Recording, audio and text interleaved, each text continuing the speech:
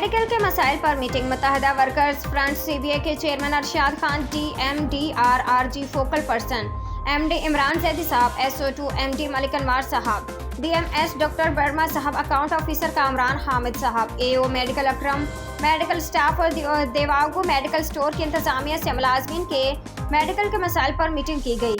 इस मीटिंग में चंद अहम फैसले किए गए जो कि मंदरजा झेल हैं। कैंसर के मरीज मुलाजमीन के मेडिकल की सहूलत किसी भी सूरत में मुअत्तल नहीं होगी।